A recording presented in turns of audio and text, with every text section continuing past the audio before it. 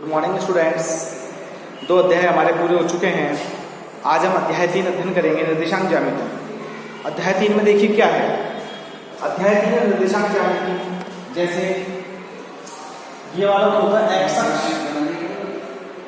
और ये होता है वाई अक्ष। सीधी रेखा है ये एक्स अक्ष और ये ऊपर सीधी ये वाली रेखा है, इसको बोलते हैं अपन वाई अक्ष।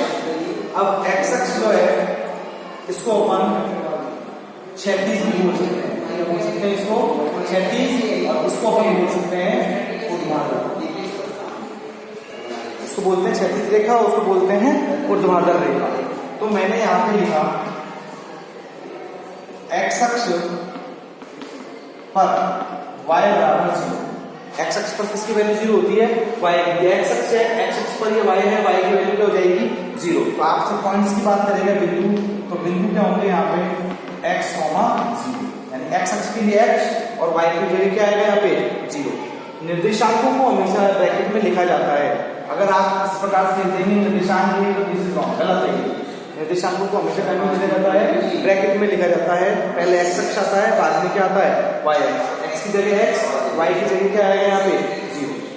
इसी प्रकार से y अक्ष की बात करें तो y अक्ष पर x बराबर 0। y अक्ष पर कौन 0 होता है? x का मान 0 होता है। x बराबर 0 है तो बिंदु क्या होंगे यहाँ पे? पॉइंट्स होंगे अपने पास। पहले x की वैल्यू फिर y की वैल्यू, तो 0, y। पहले x अक्ष आता है, बाद में हमेशा क्या आता है? y अक्ष। x की वैल्यू फिर 0 है, y की जगह क्या आ जाएगा? y।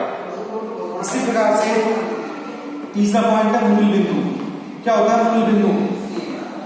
मूल बिंदु होता है जब x अक्ष और y अक्ष एक दूसरे को जिस बिंदु पर प्रतिच्छेद करते हैं। यहां हमने लिखा x अक्ष व y अक्ष जिस बिंदु पर प्रतिच्छेद करते हैं, प्रतिच्छेद करते हैं, ठीक है, प्रतिच्छेद करते हैं, तो वह मूल बिंदु कहलाता है। अब वो मूल बिंदु है, निर्देशांक की बात आती है। मूल बिंदु के निर्देशांक क्या होंगे? 0, 0। परीक्षा में 1 नंबर का प्रश्न भी आता है, मूल बिंदु के निर्देशांक लिखिए। तो मूल बिंदु के निर्देशांक होते हैं x, y, यानी कि x की वैल्यू भी 0 और y की वैल्यू भी 0। ये होते हैं ये x अक्ष और y अक्ष जिस बिंदु पर काटता है, ये प्रतिच्छेद बिंदु, ये मूल बिंदु कहलाता है। और मूल बिंदु के निर्देशांक होते हैं 0, 0, यानी कि x की वैल्यू भी 0 और y की वैल्यू भी 0। 1 नंबर का एक बार प्रश्न आ गया कि मूल बिंदु के निर्देशांक लिखिए। अब मूल बिंदु के निर्देशांक केवल आपने ये लिख दिए तो ये गलत हो गया, क्योंकि आपने इसको ब्रैकेट में नहीं लिखा। मूल बिंदु के निर्देशांक 0, 0 और इस प्रकार से ब्रैकेट में लिखेंगे, तब जाकर वो सही होगा। 1 नंबर का प्रश्न है मूल बिंदु के निर्देशांक लिखिए 0, 0। ये मूल बिंदु हो गया। चौथे पॉइंट में मैंने कहा x अक्ष को क्या कहते हैं? भुज एवं y अक्ष को कोटि कहते हैं। x अक्ष को तो क्या कहते हैं? भुज कहते हैं, और y अक्ष को क्या कहते हैं? कोटि। प्रश्न किस प्रकार से आता है? 3, 4 में भुज व कोटि बताइए। तो भुज और ये कोटि, तो भुज क्या होगा? पहले x की वैल्यू होती है, बाद में y की वैल्यू होती है। तो x का मान क्या है यहाँ पे? 3। भुज कोटि कितनी है? 4। ये क्या होंगे इसके आंसर? 3, 4 में भुज, एब्सिसा व कोटि ऑर्डिनेट क्या होंगे? तो 3 तो हो गया भुज, एब्सिसा, कोटि, ऑर्डिनेट, कितनी हो गई? 4। ये इसके आंसर हो गए। 1 नंबर का कभी इस प्रकार से प्रश्न पूछ लेता है। तो यहां तक हमारे समझ में आ गया। क्या बताया मैंने? ये सीधी रेखा जो क्षैतिज रेखा है उसको x अक्ष बोलते हैं, खड़ी रेखा है ऊर्ध्वाधर रेखा है उसको क्या बोलते हैं? y अक्ष बोलते हैं। x अक्ष को क्षैतिज और y अक्ष को ऊर्ध्वाधर, ठीक है। आप ऐसा डायग्राम बना के इस प्रकार से रिप्रेजेंट कर लोगे। x अक्ष पर, इस x अक्ष पर किसके मान 0 होते हैं? y के मान 0 होते हैं। तो बिंदु के निर्देशांक क्या होंगे? x, 0। x की जगह x आएगा और y की जगह क्या आ जाएगा यहाँ पे? 0। y अक्ष पर ये y अक्ष है, इस पर किसकी वैल्यू 0 आएगी? x की वैल्यू 0 आएगी। तो बिंदु क्या होगा? 0, y, x की जगह 0 और y की जगह 1। मूल बिंदु x अक्ष और y अक्ष जिस बिंदु पर एक दूसरे को प्रतिच्छेद करते हैं अक्ष और y अक्ष जिस बिंदु पर प्रतिच्छेद करते हैं वह मूल बिंदु कहलाता है। क्या कहलाता है वो? मूल बिंदु। ये मूल बिंदु, यहाँ पे x भी 0 होगा और y भी 0 होगा, तो 0,0। एक नंबर का इंपॉर्टेंट पार्ट है ये कि मूल बिंदु के निर्देशांक लिखिए, तो मूल बिंदु के निर्देशांक हो गए हमारे पास 0,0 ब्रैकेट के अंदर।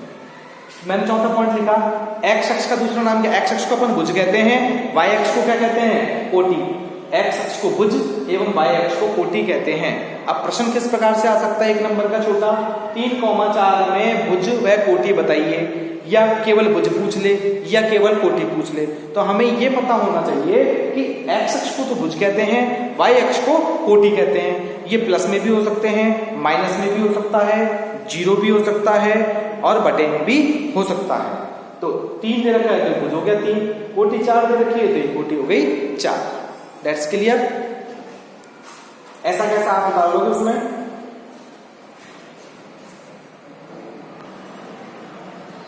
नेक्स्ट है इसमें चतुर्थांश के बारे में अध्ययन करेंगे अपन।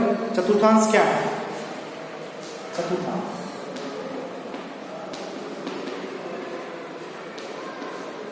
जब x अक्ष और y अक्ष एक दूसरे को प्रतिच्छेद करते हैं तो ये 4 भागों में बढ़ जाता है, पहला, दूसरा, तीसरा और ये चौथा। तो ये प्रत्येक भाग क्या कहलाते हैं? चतुर्थांश। तो ये चतुर्थांश हो गया। क्या हो गया ये? चतुर्थांश। कितने चतुर्थांश हो गए? First, second, third and.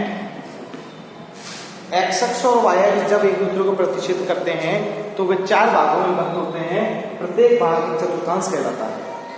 ये हो गया फर्स्ट चतुर्थांश, सेकंड चतुर्थांश, थर्ड चतुर्थांश और ये फोर्थ चतुर्थांश। पहले चतुर्थांश में x भी प्लस होता है और y भी प्लस होता है। x का मान भी प्लस, y का मान भी प्लस। सेकंड चतुर्थांश में x का मान माइनस होता है, y का मान क्या होता है? प्लस।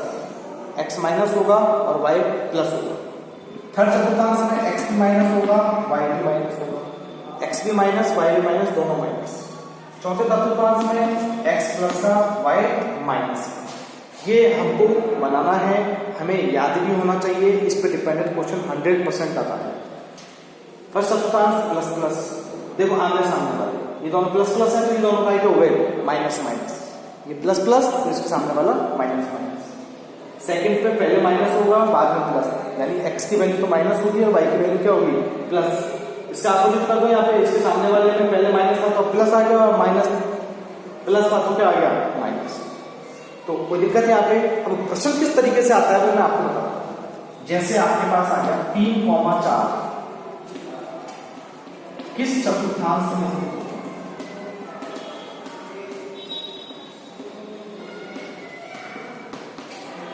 ठीक है, यह आ गया 3,-4। ठीक है, यह आ गया आपके पास -3,-4 और आपके पास आ गया -3,4। ठीक है, 4 तरह के बता रहा हूं मैं आपको। 4 तरीके की बात है, आप पूछते किस चतुर्थांश में स्थित है। मैंने देखा दोनों प्लस का है, दोनों प्लस है तो कौन सा चतुर्थांश हो गया? प्रथम चतुर्थांश।